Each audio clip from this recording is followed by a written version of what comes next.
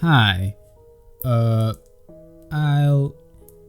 I'll tell you why I'm writing this later, but I have to write this. My life and everyone's life I love depends on it. So, in June of 1887, a family of 2 mothers and 2 daughters met a horrible fate. The house was burned down after they died and the bodies were never found. But I trust that no matter what, you guys will believe me.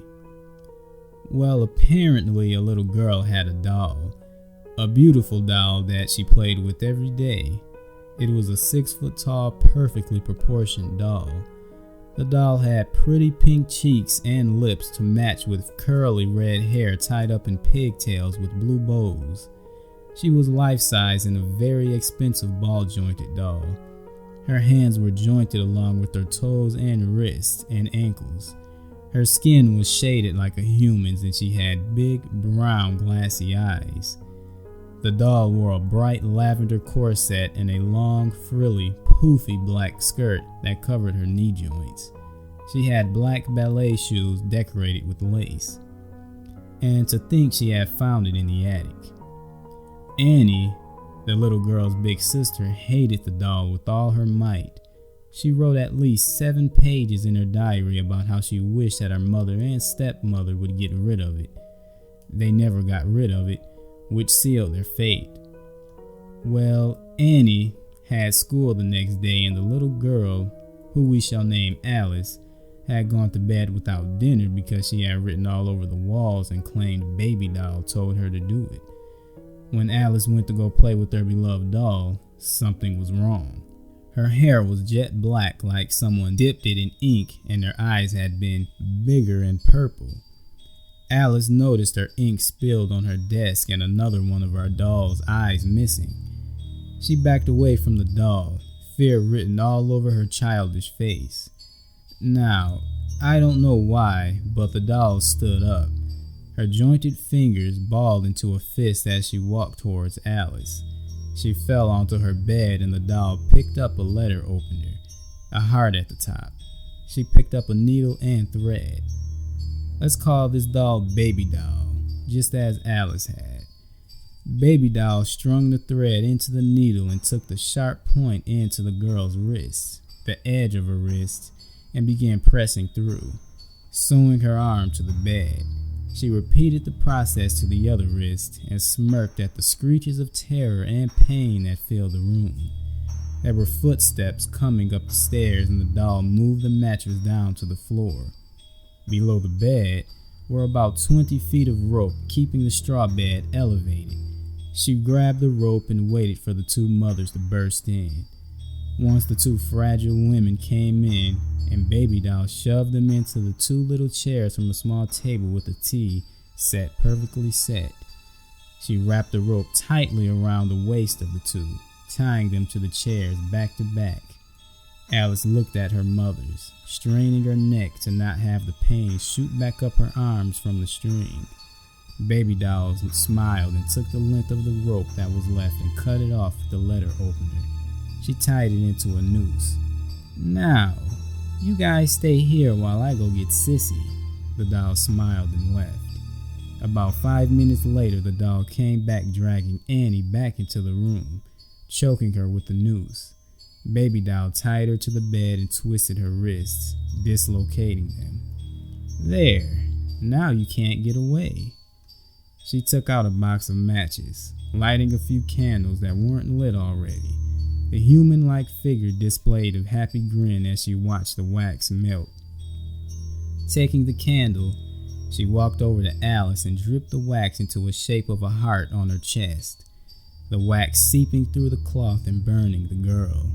The 2 women tied together started to cry and scream, the sound echoing in the white room. Annie made a sound that was a cross between a scream and a muffled choke, pulling the noose tighter as she tried to help her sister. Aha! Speak clearly, young lady. How do you expect to get any friends speaking like that? She bent down next to Annie. You know, I read your diary and how you think I should burn. Maybe you should do the same. She picked up a book from Alice's shelf. It was a simple 20-page storybook. She held a match over the paper as it lit up in a dance of hot, red, swirling flames. Baby Doll yanked the teenager's mouth open, pulling open and dislocating her jaw. She set the burning book in her mouth, shoving it down her throat as she tried to scream, but just ended up having tears roll down her red cheeks. Baby Doll hummed a happy tune of London Bridge is falling down as she left once more, coming back with a small bottle of vodka and pouring it on the floor around the mothers and onto their laps. She lit another match and let it fall to the circle, lighting the circle on fire and catching half the room on fire. She ripped Alice from her bindings and laughed as the screams from the two ladies and from the girls erupted. She dragged Alice to the living room and left her there, bleeding out. The blood had caused the blue corset and the blue ribbons in her hair to turn purple. Her fingernails were stained a bright red and she licked the blood from her articulated fingers. The putrid smell of burning flesh arose and Alice scrunched up her face. The doll ripped the necklace from Alice's neck that had a key on it and shoved her to the floor, lighting another match before tucking the box gently into her corset. She ripped the bottom half of her skirt off, revealing her jointed legs as she ran her hand up her back to find a hole. She found one and shoved the key in, turning it as she left the house. A music box version of Fur Elise chimed as she walked into the dense forest. Now, how do I know all this in such great detail? Well, recently I found a pretty, life-size doll with black hair and purple eyes lying by my door. I went and found some more research about the house too, and with Baby Doll's oh-so-detailed comments, was able to string together the story of where Baby Doll came from, and here it is. Her name was Lillian. She was pretty for a 10-year-old, with black hair down to her waist. She was born with Alexandria's genesis, which made her have violet eyes and very pale skin, but she was still pretty, and she was often compared to a doll, which didn't bother her because her mother was a doll maker. They moved back to England from Russia when her mother got a bit more popular and started to make a bit more money. And since there was a peaceful house in the countryside where it wasn't fucking freezing, her mom thought it would be a good idea. When she actually turned 8, she asked her mom for a doll. She drew a picture of one and handed it to her.